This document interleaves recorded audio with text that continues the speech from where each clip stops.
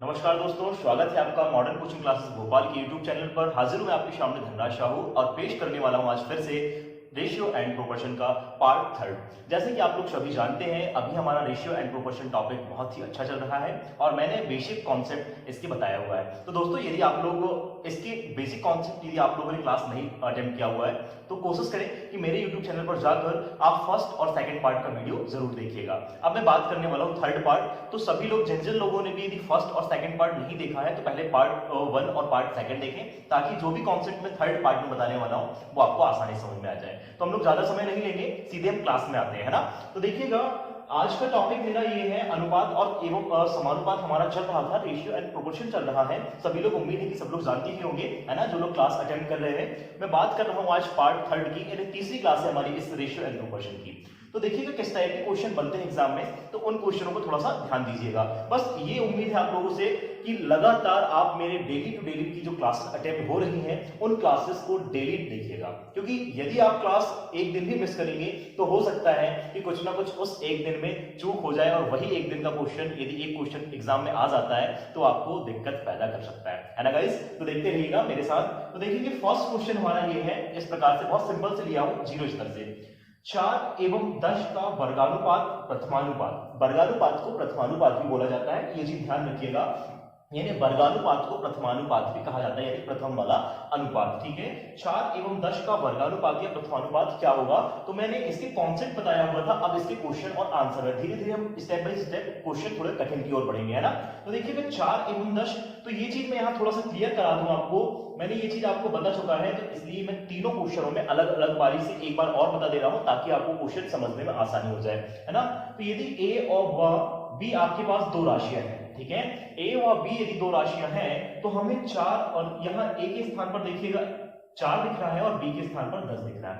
ए और बी यदि दो राशियां हैं तो मैंने इसका वर्गानुपात बताया हुआ था कि ए स्क्वायर अनुपात बी स्क्वायर होता है, यही इसका वर्गानुपात होता है गाइस, या प्रथमानुपात होता है। तो ए के स्थान पर 4 दिख रहा है, बी के स्थान पर क्या दिख रहा है हमें, बी के स्थान पर दिख रहा है 10। तो हमें इसका वर्गानुपात निकाल देना है। तो 4 अनुपात 10 यदि है का वर्गानुपात, तो सिंपल सा क्वेश्चन है, यदि इसका वर्गानुपात की बात की जाए तो जैसे ये वाला होता है उसी तरीके से यदि मैं लिखता हूं तो 4 का वर्ग बटे 10 का वर्ग। उम्मीद है कि सभी को समझ में आ रहा होगा, बिल्कुल सिंपल सा कॉन्सेप्ट है। सॉल्व करते हैं तो 4 का वर्ग करेंगे तो आ जाता है 16 यानी 16, और इसी प्रकार 10 का वर्ग यदि कर देते हैं तो 100 यानी 100। इसको यदि मैं काटता हूं, यदि जितनी बार यदि कट जाए तो हमें इसको काटने की कोशिश करना है। देखिएगा, अब मैं 4 से काट रहा हूं तो 25 बार, 4 चौके 16। तो इसका मतलब आप लोग देख रहे हैं कि इसका जो है वर्गानुपात या प्रथमानुपात कितना आया, 4:5 आया। क्लियर हुआ गाइस। अब मैं नेक्स्ट क्वेश्चन की ओर बढ़ रहा हूं। तो नेक्स्ट क्वेश्चन मेरा आपसे ये है, 16 एवं 25 का मध्यानुपात क्या होगा।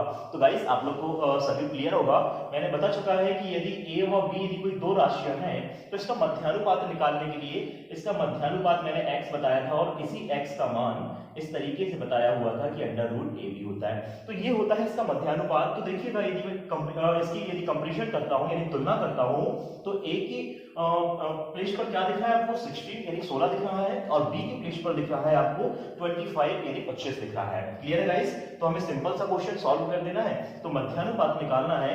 मध्यानुपात इसका मतलब होता है मध्य का अनुपात। तो इस 16 और 25 का मध्यानुपात क्या हो जाएगा, ए और बी, ये फॉर्मूला होता है। तो ए के स्थान पर आप देख रहे हैं 16 दिख रहा है और बी के स्थान पर दिख रहा है 25। तो 16 इंटू, इन दोनों के बीच में कोई साइन नहीं होता, इसका मतलब इंटू होता है, ये सभी लोग जानते हैं। जो लोग नहीं जानते हैं तो वो ध्यान दीजिएगा, ठीक है। यहां देखेंगे तो अंडर रूट लगा हुआ है, तो 16 से 4 आ जाएगा और 25 से 5 बाहर आ जाएगा, क्योंकि अंडर रूट में आप लोग जानते हैं कि सर जोड़े से मान बाहर निकलते हैं। इसलिए हमने देखा 16 को हम ऐसा लिख सकते हैं 4 × 4, और इसको लिख सकते हैं 5 × 5। इसलिए यहां से एक मान निकल गया 4 और यहां से एक मान निकल गया 5। तो इस तरीके से यदि हम लोग देखते हैं तो 4 पंचों कितना हो जाता है, 20। तो इस क्वेश्चन का फाइनल आंसर ये है, मध्यानुपात क्या है, 20 होगा। क्लियर है गाइस। अब मैं बात कर रहा हूं अगला क्वेश्चन, यानी तीसरा नंबर क्वेश्चन। बहुत ही मजेदार क्वेश्चन है, कॉन्सेप्ट पर आधारित है ना।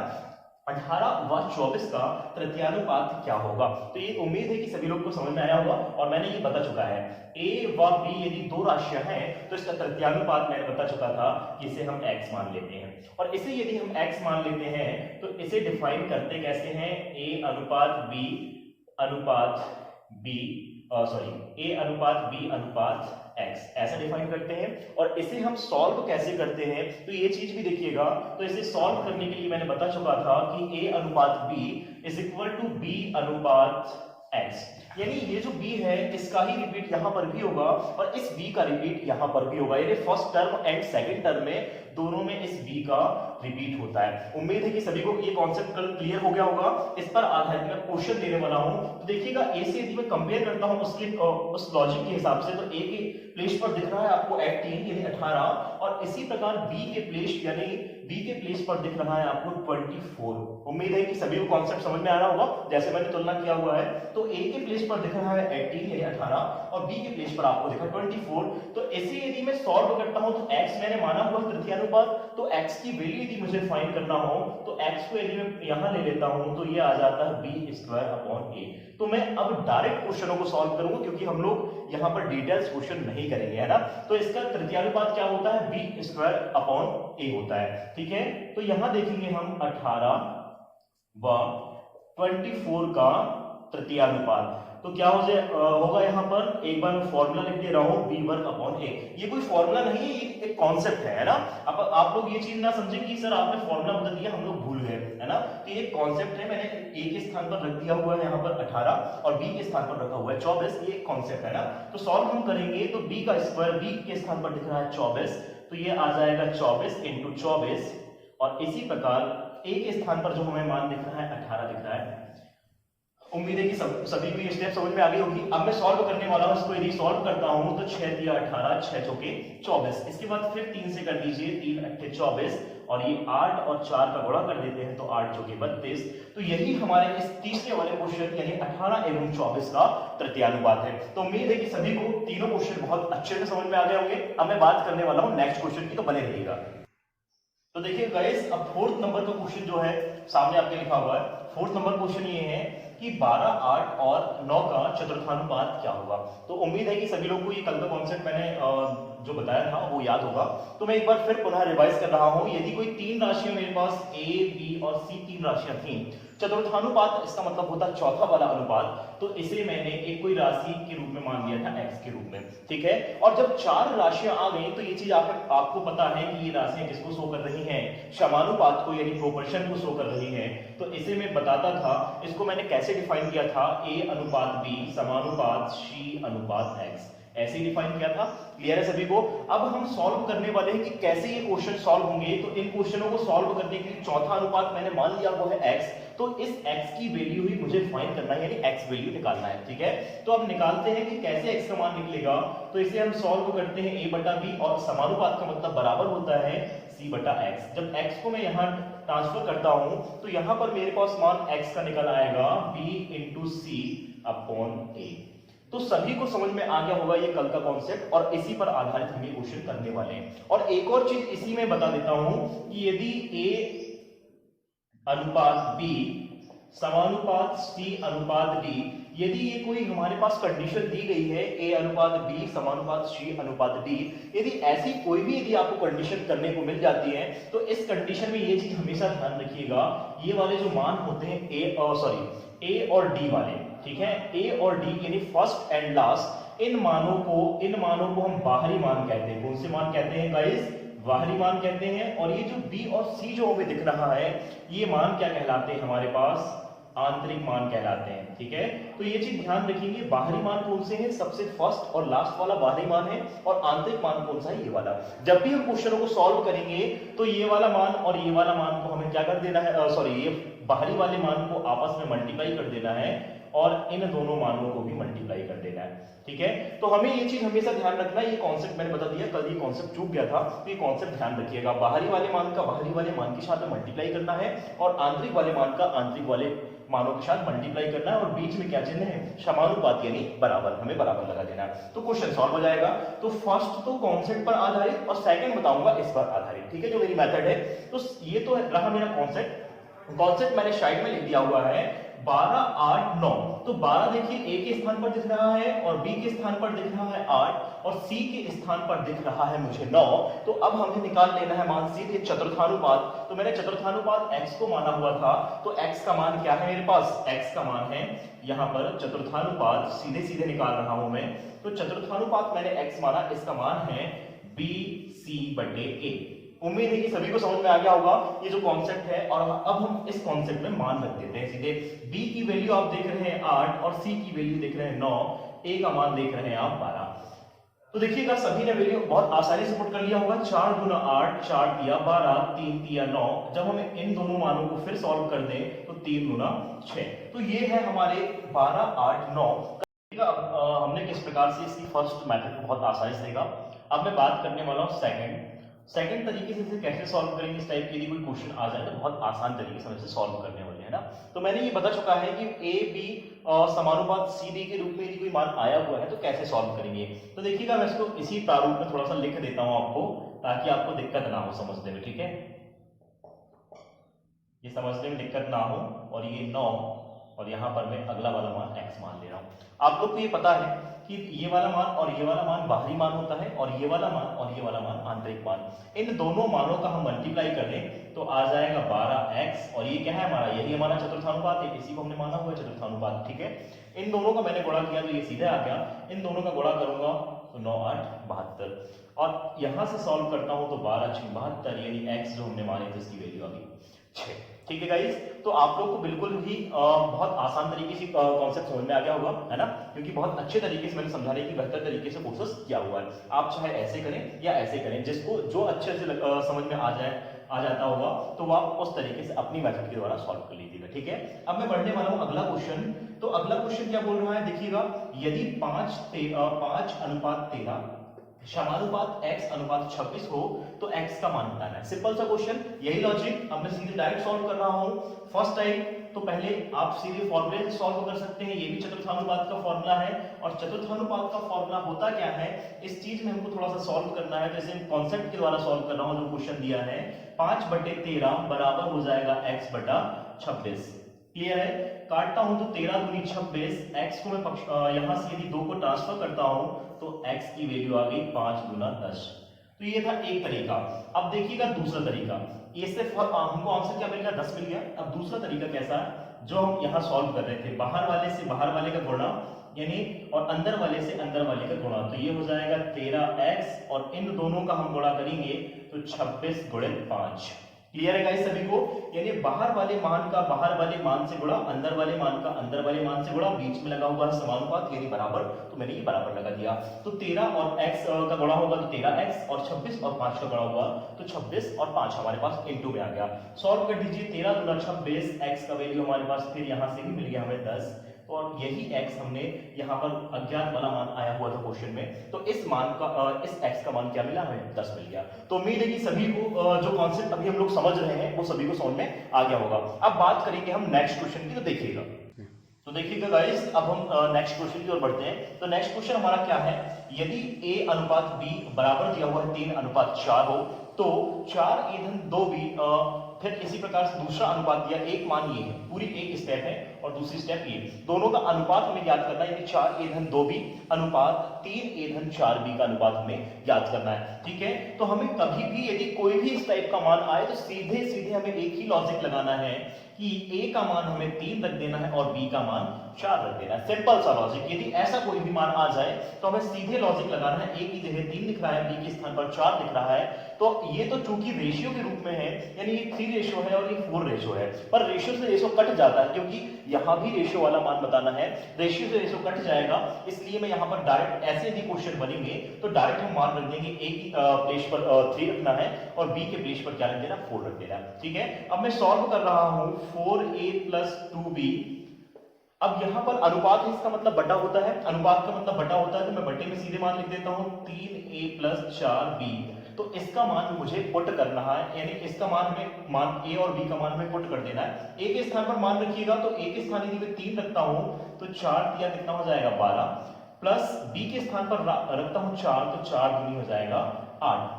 दिया है सभी को। अब फिर रखना चालू करता हूं a के स्थान पर नीचे तो 3 रखूंगा तो 9 हो जाएगा, और इसी प्रकार b के स्थान पर 4 रखूंगा तो 16 हो जाएगा। 12 और 8 हो गया 20, 16 और 9 हो गया 25। अब इसे सॉल्व कर दीजिए, 5 चौके 20, 5 पंचे 25, यानी 4:5 इसका हमें अनुपात मिल गया। तो फाइनल समझ में आ गया, बटे का मतलब ही अनुपात होता है, इसलिए मैंने बटे के रूप में सॉल्व करके आपको बता दिया। तो क्लियर है सभी को? उम्मीद है कि सभी लोग को बहुत अच्छे से समझ में आ गया होगा।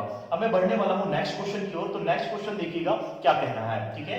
तो यदि a अनुपात b बराबर दिया हुआ है 5:4 हो, तो 3a-5b अनुपात 5a-2b का मान निकालना है। सिंपल सा क्वेश्चन और सिंपल सा लॉजिक। a का मान रख देना है 5 और b का मान रख देना है 7।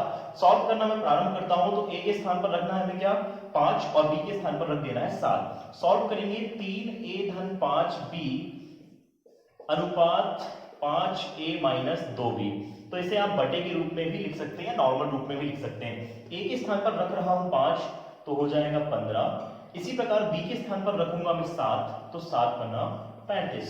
इसके बाद अब ये अनुपात है तो ये अनुपात लगा दिया। इसके बाद a के स्थान पर फिर रखा मैंने 5, तो 5 पंचे 25, और b के स्थान पर रख दिया मैंने 7, तो 7 दूनी 14। तो देखिएगा अब हम इसे सॉल्व करना प्रारंभ करेंगे, तो 15 और 35 हो जाएगा आपका 50, और इसी प्रकार इसको सॉल्व करेंगे तो 11। तो यही मेरे इस क्वेश्चन का फाइनल आंसर है। तो उम्मीद है कि सभी को ये क्वेश्चन समझ में आ गए होंगे, दोनों क्वेश्चन जिस प्रकार, यानी सभी अलग अलग टाइप के क्वेश्चन मैंने आपके सामने प्रेजेंट किया। तो एक बार और ध्यान दीजिए कैसे हमने क्वेश्चनों को सॉल्व किया। यदि इस टाइप का कोई भी क्वेश्चन आपको देखने को मिले एग्जाम में, या किसी भी तरीके से, या कोई भी एग्जाम यदि आप देते हैं, उसमें यदि देखते हैं आप ऐसे एग्जाम, तो सीधे a का मान 5 रख दीजिए, b का मान 7। चूंकि आप लोग ये जानते हैं कि a और b यहाँ रेशियो में है, तो उसके मान भी रेशियो में होंगे, परंतु हमें रेशियो के रूप में ही मान पूछा है, इसलिए मैंने डायरेक्ट वैल्यू यहाँ पर पुट कर दिया। पर कुछ क्वेश्चन ऐसे भी आते हैं जिसमें रेशियो के रूप में वैल्यू नहीं पूछेगा, तो हमें डायरेक्ट मान नहीं रखना है, वहां गलती हो सकती है, ये चीज ध्यान रखिएगा। यहाँ रेशियो पूछा था, इसलिए हमने रेशियो के रूप में मान डायरेक्ट रख दिया, क्योंकि रेशियो से रेशियो कट जाएगा, क्योंकि यहाँ भी रेशियो आया है, इसलिए हमारे पास ये फाइनल आंसर ही 4:5 आया, और इसका आया 50:11। ठीक है गाइस, अब बढ़ते हैं हम नेक्स्ट क्वेश्चन की ओर। तो देखिएगा अब 8वां क्वेश्चन की ओर बढ़ते हैं। तो अगला क्वेश्चन हमारा किस प्रकार से कह रहा है, दो संख्याओं का अनुपात 3:4 है तथा इनका योगफल जो है 420 है, तो इसमें बड़ी संख्या बताना है। बड़ी संख्या या छोटी संख्या या इनके बीच का अंतर, ऐसा कोई भी क्वेश्चन इस टाइप से जो क्वेश्चन बनेंगे ना गाइस, तो इसमें केवल यही चीज पूछेगा, या तो बड़ी संख्या पूछेगा या छोटी संख्या पूछेगा, या फिर इन दोनों संख्याओं के बीच का अंतर पूछेगा। तो ठीक है, समझ में क्वेश्चन सभी को आ गया होगा। अब हम इससे बात करते हैं, दो संख्याओं का अनुपात दिया हुआ है 3:4। तो मैं सॉल्व कर रहा हूं, कैसे हम इसे सॉल्व करेंगे ध्यान दीजिएगा। दो संख्याएं हैं मेरे पास 3:4 के अनुपात में, तो दोनों संख्याएं तथा इनका योगफल दिया हुआ है 420। यदि ऐसे क्वेश्चन आए, जैसे कॉन्सेप्ट आपको पता है कि रेशियो के रूप में है मान, तो रेशियो के रूप में है, तो 4 और 3 7 रेशियो, यानी 7 रेशियो के रूप में हमारे पास मान आ गया। तो 7 रेशियो जो है टोटल है, दोनों का रेशियो 7 रेशियो हुआ, और इसी 7 रेशियो का मान मेरे पास दिया हुआ है 420। तो यहां से एक रेशियो का मान निकाल लीजिए आप। तो एक रेशियो का मान निकालेंगे तो 7×42, तो आया एक रेशियो का मान कितना, 60 आया। सभी को समझ में आया क्या किया हूं मैंने, दोनों रेशियो को प्लस किया, क्योंकि दोनों संख्याएं जो है 3 और 4 7 होंगी रेशियो के रूप में, और 7 रेशियो बराबर हो गया हमारे पास इनका टोटल जो दिया हुआ है 420 दिया है, तो एक रेशियो का मान निकाला मैंने 60। अब क्वेश्चन में बढ़ते हैं, तो इनमें बड़ी संख्या कौन सी, तो बड़ी संख्या देखिएगा, ये है बड़ी दिख रही और ये छोटी दिख रही है, आपको सीधे सिंपल रेशियो से देखना है, तो बड़ी संख्या निकालना है। तो बड़ी संख्या के लिए हम सॉल्व कर देंगे सीधे, बड़ी संख्या का मान क्या दिख रहा है, 4। तो 4 रेशियो है ये 3 रेशियो के रूप में, अनुपात के रूप में, 3 अनुपात के रूप में, ये 4 अनुपात के रूप में। तो बड़ी संख्या बताना है मुझे, तो 4 रेशियो के रूप में है ये, और एक रेशियो का मान हमारे पास आ गया हुआ है 60। तो 60 में इसका गुणा कर देंगे तो 6 चौके 24, तो ये आया मेरे पास सबसे बड़ी संख्या। यदि क्वेश्चन में पूछ लेता बड़ी संख्या पूछा, तो ये तो हमारा फाइनल आंसर हुआ। यदि क्वेश्चन पूछ ले छोटी संख्या के रूप में, तो छोटी संख्या यदि हमें बताना है, तो छोटी संख्या कितने रेशियो के बराबर दिख रही है आपको, 3 रेशियो के बराबर दिख रही है। देखिए छोटी संख्या 3 रेशियो के बराबर दिख रही है गाइस, तो 3 रेशियो के रूप में मैंने यहां ले लिया मान। तो जब सॉल्व करूंगा तो एक रेशियो का मान है मेरे पास 60, तो 3 रेशियो का मान कितना हो जाएगा, 6×18 यानी 180। ठीक है, तो ये क्वेश्चन सभी को समझ में आ गया होगा। यदि इस टाइप का यदि कोई भी क्वेश्चन आता है, तो छोटी संख्या या बड़ी संख्या या तो उनका अंतर पूछा जाता है। तो नेक्स्ट क्वेश्चन उसी में मैंने अंतर दे दिया हुआ है, तो थोड़ा ध्यानपूर्वक समझिएगा। जिसको ये चीज समझ में नहीं आई है, तो यहां से समझेंगे। इसको सेकंड टाइप से कैसे करेंगे, इसको मैं यहां पर भी बताने वाला हूं, कैसे हम सेकंड टाइप से करने वाले हैं। तो देखिएगा, फर्स्ट टाइप मैं बता रहा हूं, टाइप वही है, थोड़ा सा मैंने प्रकार बदल दिया हुआ है, अलग अलग है ना। दो संख्या का अनुपात दिया हुआ है मेरे पास, फर्स्ट संख्या और सेकंड संख्या। फर्स्ट संख्या है 1 और दूसरी जो सेकंड वाली संख्या है 3, तो 1:3 है इन दोनों के बीच का अनुपात। यदि इनका योगफल जो है 240, तो हमें बताना है, देखो यहाँ दोनों का योगफल करेंगे तो 4 रेशो हो जाएगा। इसी 4 रेशो का मान दिया हुआ है उसने 240, ठीक है। इस 4 रेशो का मान दिया हुआ है 240, तो 4 6 24, तो एक रेशो का मान हमारे पास आ गया 60। इसी भी एक रेशियो का मान कितना आया, 60 आ गया। अब हमें बताना ये है कि उनका अंतर कितना होगा। किसका अंतर, दोनों संख्याओं का अंतर बताना है। तो दोनों संख्याओं के बीच का अंतर देख लेना, 3 और 1 में कितने का अंतर चल रहा है, 2 का, और रेशियो है इसलिए रेशियो, तो 2 रेशियो का अंतर चल रहा है, तो 2 रेशियो, एक रेशियो का मान 60 है, तो 2 रेशियो का मान कितना हो जाएगा 120। तो उम्मीद है कि सभी को ये रेशियो समझ में आ गया होगा। अब मैं इसी क्वेश्चन को सेकंड टाइप से सॉल्व कर रहा हूं, तो थोड़ा ध्यानपूर्वक समझिएगा। ये क्वेश्चन और ये क्वेश्चन दोनों एक ही क्वेश्चन है, बस थोड़ा सा इसमें क्वेश्चन में टाइप बस थोड़ा अलग पूछ लिया गया है। तो देखिएगा सेकंड टाइप क्या है, यहां पर एक रेशियो का हमारे पास मान आया, अब अंतर पूछा है, तो अंतर थोड़ा सा यहां ध्यान दीजिएगा। अब 3 और 1 ये दो संख्याएं हैं, इन दोनों के बीच में रेशियो का अंतर, और यहां पर योग हमें देखना है कि योग क्या दिया हुआ है। तो योग देखेंगे तो 4 रेशियो, इन दोनों को हमें पहले टोटल करना है। मेरा मेथड क्या है, योग जो हमारे पास आता है, ये जो योग है, इस योग में हमें किसका डिवाइड कर देना है, जो टोटल आएगा संख्याओं का। तो संख्याओं का टोटल कितना हो जाएगा, 4 आ जाएगा। तो 4 जब आया तो 4 6 24, तो ये हमारे पास एक रेशियो का मान आया। किसका मान आ गया, एक रेशियो का मान आ गया। अब हमें ये देख लेना है कि 3 और 1 के बीच में अंतर कितने का चल रहा है, 2 का अंतर चल रहा है, तो 2 रेशियो का मान 120 हो जाएगा सीधे। 1 का जब 60 है तो 2 का आ गया 120। मेथड यही था, बस थोड़ा सा तरीका अलग तरीके से सॉल्व कर दिया। यानी इस टाइप के क्वेश्चन में जो टोटल रहेगा उसमें दोनों अनुपात का डिवाइड कर देना है, तो एक रेशियो का मान आ जाएगा। और हमें जो भी पूछा जाए या अंतर पूछा जाए, तो दोनों रेशियो का अंतर देख लीजिए, उस हिसाब से मान निकाल दीजिए। या छोटी संख्या पूछे या बड़ी संख्या पूछे, तो हम इस हिसाब से इसका मान निकाल लेंगे। तो गाइस सभी को बहुत बेहतर तरीके से समझ में आ गया होगा। तो अब हम अगले क्वेश्चन की ओर बढ़ रहे हैं, देखिएगा। तो देखिएगा अब नेक्स्ट क्वेश्चन हमारे सामने ये है, एक व्यक्ति की आय एवं व्यय का अनुपात जो है 7:6 है, यानी 7:6 है। यदि उसकी आय यानी इनकम 1400 रुपए हो तो वह कितने रुपए बचाता है। ठीक है, आप लोग की चीज हमेशा ध्यान रखना है। यदि ऐसे क्वेश्चन कभी भी आए तो थोड़ा लॉजिक लगाना है ना। लॉजिक कैसे लगाना है, यदि इसमें आय दिया हुआ है, व्यय दिया हुआ है, और एक और चीज दिया हुआ है बचाना।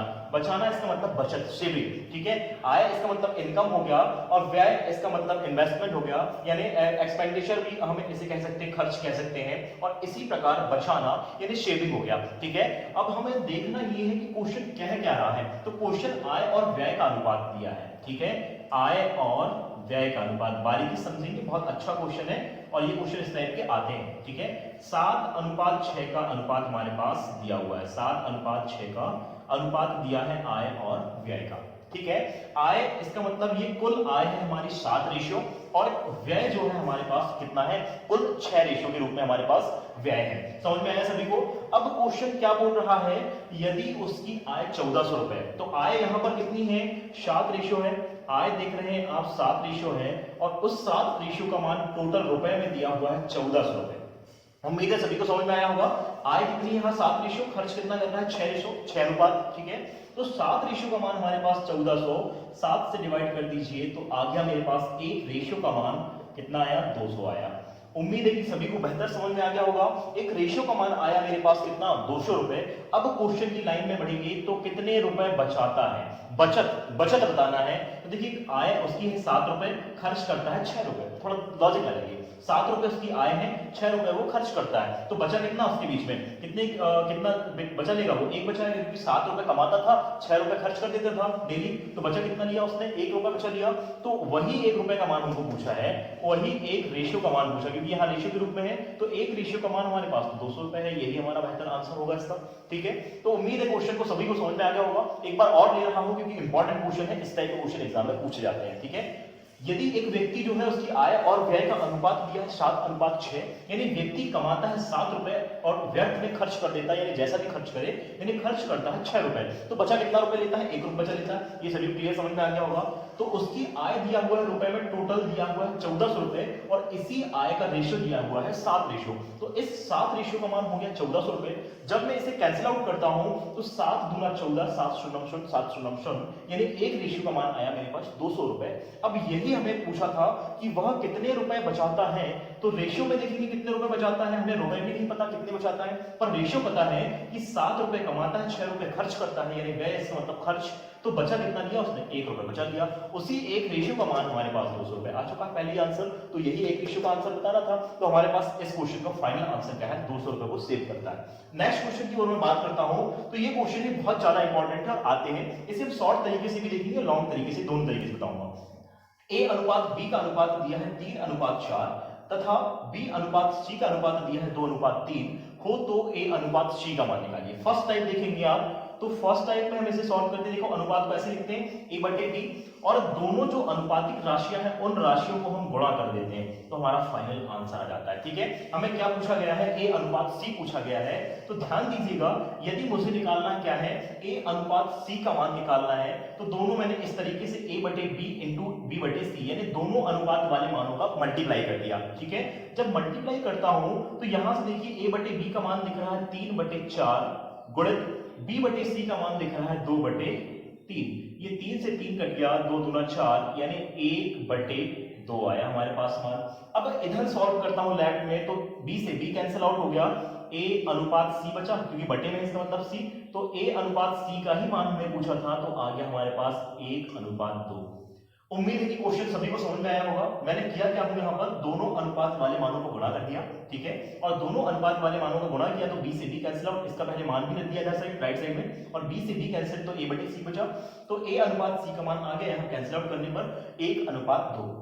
अब मैं इसे शॉर्ट तरीके से कैसे सॉल्व कर रहा हूँ, थोड़ा ध्यान पूर्वक समझिएगा, बहुत मजेदार क्वेश्चन है, बहुत अच्छे समझ में आने वाला है। यदि ऐसा जब भी क्वेश्चन आ जाए, ऐसा जब भी क्वेश्चन आ जाए, तो a अनुपात c का मान, तो इसमें एक चीज आपको ये हमेशा ध्यान रखना है कि b यहाँ लास्ट बना है तो यहाँ फर्स्ट बनना चाहिए, तभी ये क्वेश्चन को ऐसी मेथड से आप सॉल्व कर सकते हैं। यदि a b लिखा है, यहाँ c d लिखा है, तो आप उस क्वेश्चन को ऐसे सॉल्व नहीं करेंगे। ध्यान दीजिएगा, यदि b यहाँ लास्ट बना है तो यहाँ फर्स्ट बना b। ठीक है, तो ये सीरीज चल रही है ए बी और बी सी, लाइन से चल रहा है मान, तो हम इन मानों को हम आसानी सॉल्व कर सकते हैं। तो इस ए वाले मान का इस बी वाले मान से हम गुणा कर देते हैं, और इस बी वाले मान का सी वाले मान से गुणा कर देते हैं, और डायरेक्ट उसका आंसर लिख देते हैं। ए का मान दिख रहा है 3, बी का मान दिख रहा है 4, बी का मान दिख रहा है यहाँ 2, और सी का मान दिख रहा है 3। तो हमें करना क्या होता है, ए अनुपात सी निकालने के लिए इस ए वाले मान का, ए का मान क्या दिख रहा है 3, ये a का मान 3 और b का मान कितना दिख रहा है 4, तो a का मान यहाँ 3 दिख रहा है, इस a वाले मान का इस b वाले मान से गुणा कर देते हैं। तो a का मान b का मान, तो a का मान यहां से देखूंगा तो मुझे दिख रहा है 3 गुणा b का मान, यदि देखूंगा ये वाला b का मान, क्योंकि इस a का इस b के साथ गुणा, यानी इसका पहला इसके पहले के साथ गुणा, इसका दूसरा इसके दूसरे के मान के साथ में गुणा होगा। कब, जब ये पुनरावृत्ति होगी, लाइन से मान आया होगा a b और b c के रूप में आया होगा। ठीक, तो मैंने गुणा किया, यहाँ a c का अनुपात निकाल रहा हूँ, a अनुपात c का, तो 3 गुणित क्या आ जाएगा हमारे पास, b का मान 2, ये अनुपात a का मान निकालने के लिए क्या करें हमने, a के साथ हमने b का गुणा कर दिया, तो ये a का अनुपात निकल जाएगा। अनुपात c का मान निकालने के लिए इस b का गुणा इस c से करेंगे, तो b का मान है हमारे पास यहाँ पर 4 गुणा c का मान देखेंगे आप यहाँ से तो कितना दिख रहा है, 3 दिख रहा है, और यही मेरे क्वेश्चन का फाइनल आंसर 3 गुणा 6 अनुपात 4 दिया 12। समझ में आया सभी को। अब मैं सॉल्व करता हूं तो 6 एकम 6, 6 दूना 12, तो देख लीजिए 1:2। इस क्वेश्चन से भी फाइनल हमारे पास आंसर मिल गया।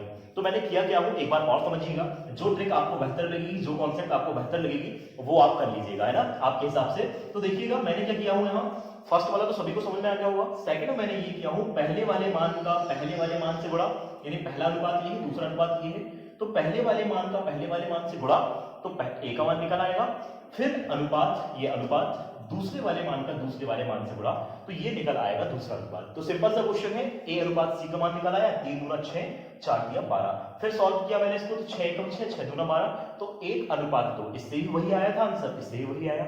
ठीक है गाइस, तो समझ में आया सभी को। चलिए मैं नेक्स्ट क्वेश्चन की ओर बात करता हूं। सेम क्वेश्चन लिया हुआ हूं मैंने ऐसे ही, यदि किसी को समझ में नहीं आया तो इस क्वेश्चन में ध्यान दीजिएगा। यदि a अनुपात b का मान दिया हुआ है 5:7 तथा b अनुपात c का मान दिया 3:4, तो हमें निकाल देना है a अनुपात c का मान। तो मैंने क्या किया था, पहले फर्स्ट वाली मेथड में a/b और b बटे c, यानी इस अनुपात और इस अनुपात का गुणा कर दिया आपस में। तो सॉल्व करता हूं, a बटे b का मान है 5 बटे 7 और b बटे c का मान है 3 बटे 4। इधर राइट साइड में मान रखेंगे, ठीक है। अब मान जब रखते हैं तो इसको आप सॉल्व भी करेंगे, सॉल्व भी करना है आपको। तो b से b कैंसिल आउट हो गया, तो बचा हमारे पास a अनुपात c, और इसी का मान हमें पूछा है क्वेश्चन में। अब सॉल्व कर देंगे तो 5 तिया 15, नीचे वाला मान क्या बचा हुआ है 7 चौके 28। तो ये हमारे पास मान क्या आ गया 15:28। यदि मान कुछ कट रहा है तो काट देना, ये नहीं कट रहा है तो यही हमारा अनुपात हो जाएगा। तो समझ में आया सभी को। अब मैं बात कर रहा हूं सेकंड टाइम जो मैंने किया हुआ था। सेकंड टाइम में हमने क्या किया था, इस पहले वाले अनुपात का इस पहले वाले अनुपात से मल्टीप्लाई करना था। किसका मान निकालना था हमें, a अनुपात c। हमें ये चेक कर लेना कि यहाँ जो लास्ट बना है यहाँ फर्स्ट बनना चाहिए, तभी ये ट्रिक लागू होती है, बता चुका हूं मैंने। तो फर्स्ट वाला मान फर्स्ट वाले मान से गुणा कर देंगे। फर्स्ट मान आप देख रहे हैं यहाँ पर दिख रहा है 5 और इसका फर्स्ट दिख रहा है 3 अनुपात। इसके बाद अगला वाला मान देखेंगे, सेकंड वाला मान दिख रहा है यहाँ 7 और यहाँ पर सेकंड वाला मान दिख रहा है 4। तो यही हमारा अनुपात निकल कर आ गया 5 तिया 15 अनुपात 7 चौके 28। तो देखिएगा यहाँ से भी आंसर वही आया और इससे भी आंसर वही आया। तो उम्मीद है कि इस टाइप के क्वेश्चन एग्जाम में आते हैं तो आप लोग बहुत आसानी से सॉल्व कर लेंगे, ठीक है गाइस। तो अब हम बात करते हैं अगले क्वेश्चन की। तो देखिएगा अब हम नेक्स्ट क्वेश्चन की बात कर रहे हैं। तो नेक्स्ट क्वेश्चन क्या है हमारा, बहुत ही सिंपल सा क्वेश्चन है और इस टाइप के क्वेश्चन भी बहुत ज्यादा इंपॉर्टेंट है, एग्जाम में आते हैं, आप लोग ने देखा होगा। और यदि नहीं देखा है तो देखिएगा, है ना। तो दो संख्याओं का योगफल यदि 40 है एवं उनका अंतर जो है 4 है, तो दोनों संख्या का अनुपात क्या होगा। क्वेश्चन को बहुत बारीकी से समझेंगे, इसकी बहुत अच्छी मेथड बताने वाला हूं। जो भी मेथड बताऊंगा वो आपको हमेशा हमेशा के लिए बन जाना है, ठीक है। इसमें 2 से 3 सेकंड लगेगा, एक मेथड वो भी बताऊंगा और अगली मेथड जो डिटेल्स वाली वो भी बताऊंगा, जैसे आप लोग करते हैं, है ना। समय नहीं लगने देंगे। तो पहले उम्मीद है कि सब लोग अच्छे ध्यान से समझेंगे, वीडियो को बिना पॉज किए हुए लास्ट तक देखें, है ना, तभी मजा आएगा। तो देखिए दो संख्याओं का योगफल कितना है 40। तो जैसे हम बचपन से करते आ रहे हैं इस टाइप के क्वेश्चन को वैसा करता हूं। पहले दो संख्याओं का योगफल 40, तो मैंने मान लिया पहली x है और दूसरी क्या है y, तो योगफल है 40 एवं उनका अंतर कितना है 4, तो इनका अंतर कितना है 4। सॉल्व कर देते हैं, ये y से y कैंसिल आउट हो गया, तो 2x का वैल्यू कितना आ गया 44 आ गया। 2x का वैल्यू कितना आया 44। मैं सॉल्व करता हूं तो 2 दूना 4 2 दूना 4, तो x की वैल्यू मेरे पास आ गई कितनी 22। x की वैल्यू आ गई, इसका मतलब पहली वाली राशि आ गई 22। तो हमें y की वैल्यू निकाल देना है। तो y की वैल्यू हम कैसे निकालते थे, इस कोई भी या इस वाले इक्वेशन में या तो इस इक्वेशन में मान रख देंगे हम x का, तो वैल्यू आ जाएगी। मैंने किया क्या, आपको एक बार और समझिएगा। दो संख्याएं पूछा गया है, तो दो संख्या मैंने एक मान लिया x, दूसरी माना हुआ है। दोनों संख्याओं का योग बोला था, इसका मतलब जोड़, x और y का योग बोला 40 और उनका अंतर इसका मतलब होता है घटाना, ठीक। उनके बीच में अंतर कितने का, तो x माइनस y बराबर हो गया 4। सॉल्व किया तो y से y कैंसिल हो गया, 2x बराबर यहाँ पर 40 और 4 हो गया 44। ऐड कर दिया सभी को, ठीक है। तो यहाँ देखा मैंने x की वैल्यू फाइंड किया मैंने, तो 2 से यहाँ डिवाइड कर दिया, तो 2 2 जा 4 2 2 जा 4, यानी यहाँ पर 22 मान आ गया हमारे पास। तो x का मान कितना है 22, यानी 22 आ गया। तो y का मान निकालना है, तो इस दोनों समीकरण में से किसी में भी हम इस x का मान रखते हैं तो y का मान हमारे पास निकल आएगा। तो चलिए मैं इसमें रखता हूं, यदि x का मान है मेरे पास 22, x के स्थान पर यदि 22 रखेंगे तो 22 पक्षांतर होगा, माइनस में चला जाएगा, तो y का मान कितना आ जाएगा 18 आ जाएगा। तो उम्मीद है कि सभी को ये वाली मेथड बचपन की बनती होगी। अब क्वेश्चन पहले x और y, यानी पहली संख्या ये है, दूसरी ये है। क्वेश्चन पूछा गया है कि दोनों संख्या का अनुपात निकालना है। अनुपात निकालना है तो यहां देखेंगे थोड़ा सा, अनुपात इसका मतलब होता है x अनुपात y, आपसे पूछ रहा है पहली और दूसरी संख्या का अनुपात। तो पहली संख्या क्या है 22 है, दूसरी संख्या क्या है 18 है। तो ये है हमारे अनुपात, यही हमारा आंसर है। यदि और सरल हो रहा है तो सरल कर देंगे, 2 एकम 2 2 एकम 2 2 9 18। तो ये इसका आंसर फाइनल क्या आ गया 11:9। तो उम्मीद है कि ये जो मेथड मैंने बताया वो सभी को समझ में आ गई होगी। अब देखिए कि कैसे हम अगली मेथड के द्वारा ऐसे क्वेश्चनों को पलक झपकते ही सॉल्व करने वाले हैं, ठीक है गाइस। तो देखिएगा, अब यदि कोई ऐसा क्वेश्चन आ जाए और उसमें हमें पूछना है दोनों संख्याओं का अनुपात, तो पहली संख्या तो देखो यहाँ योग दिया हुआ है और फिर अंतर दिया हुआ है, तो क्या करने वाले हैं सेकंड मेथड में, तो बहुत ही सिंपल मेथड है ये, है ना। तो ये जो योग दिया है और अंतर दिया है, एक बार उन दोनों मानों को जोड़ दीजिए तो ये पहली संख्या बनाएगी, और एक बार उन दोनों मानों को घटा दीजिए तो ये दूसरी संख्या बनाएगी। एक बार ध्यान समझिएगा, जो योग दिया है और जो अंतर दिया है, तो आप देखते ही क्वेश्चन को सॉल्व कर देंगे बिना कॉपी और पेन के, है ना। बहुत अच्छी मेथड लाया हूं आप लोगों के लिए। इन दोनों मान, एक योग वाला मान और अंतर वाला मान को पहले एक बार ऐड करेंगे तो पहली संख्या बनेगी, और एक बार उन दोनों मानों को घटाएंगे तो दूसरी संख्या बनेगी। अब पूछा है दोनों संख्या का अनुपात, तो बीच में लगा दीजिए अनुपात। ये मेरा फाइनल आंसर आ गया। तो यहाँ 40 और 4 हो गया 44, और यहाँ पर 40 में से 4 चला गया तो बच गया 36। यहाँ सॉल्व हम कर देंगे तो 4 से कर दीजिए, तो 4 एकम 4, 4 एकम 4, 4 9 का 36, यानी 11:9। यही वो दोनों संख्याएं हैं जिसका अनुपात हमें इस टाइप से क्वेश्चन सॉल्व करे तो भी हमें मिला, और इसी को मैंने कैसे क्वेश्चन को सॉल्व कर दिया बहुत आसान तरीके से। ठीक है गाइस, तो सभी को उम्मीद है कि सभी को समझ में आ गया होगा। एक बार मैं फिर बता रहा हूं ये ट्रिक क्या है।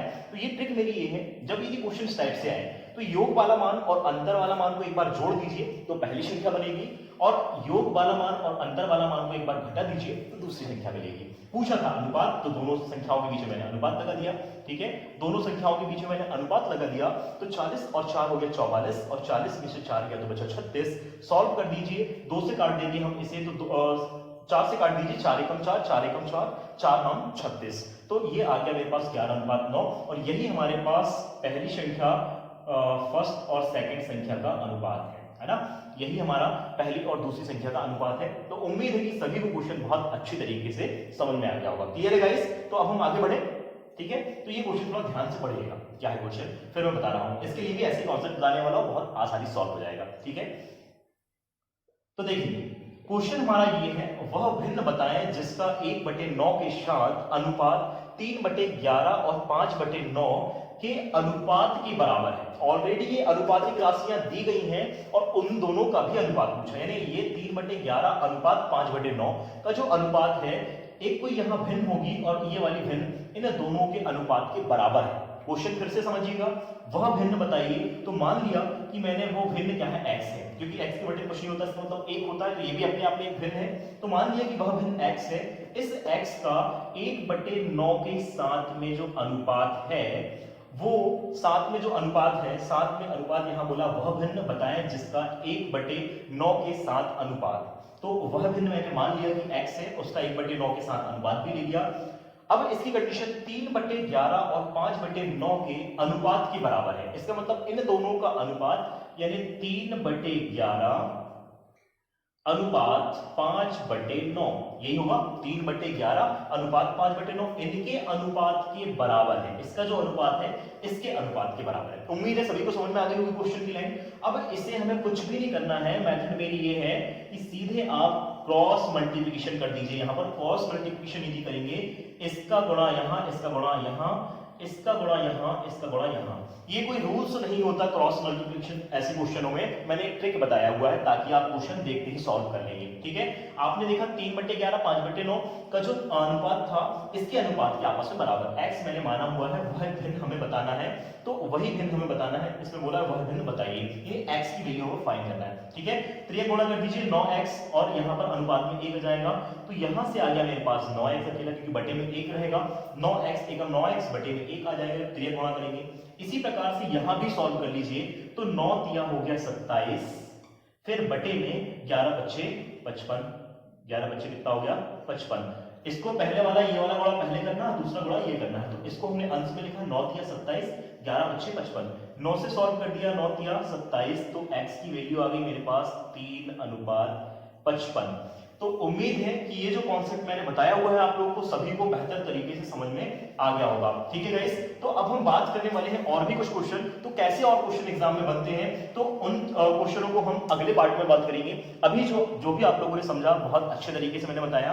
उम्मीद है कि सभी लोग बहुत अच्छे तरीके से हमारे इस पहल का हिस्सा बन गए होंगे। साथ ही साथ दोस्तों, आप लोगों से केवल बार बार एक ही रिक्वेस्ट है कि वीडियो जब तक भी आप पूरा सेशन लास्ट तक नहीं देखते हैं, है ना, तो कोई भी क्वेश्चन आपको बहुत अच्छे से नहीं बनने वाला, और कोई भी कॉन्सेप्ट या कोई भी चैप्टर आपको पूरा क्लियर तरीके से नहीं बनने वाला है। तो उम्मीद है कि सब लोग को बेहतर समझ में आ रहा होगा और वीडियो पसंद आ रही होगी। यदि वीडियो पसंद आए तो दिल से लाइक कीजिएगा, साथ ही साथ अपने दोस्तों में शेयर भी करते जाइएगा, और चैनल को सब्सक्राइब भी करें। साथ ही बेल आइकन जरूर दबाएं ताकि डेली की अपडेटेड वीडियो आपको सबसे पहले मिले। ठीक है गाइस, तो आज के लिए इतना ही, फिर मैं मिलूंगा कल। आज के लिए इतना, bye bye, see you, take care.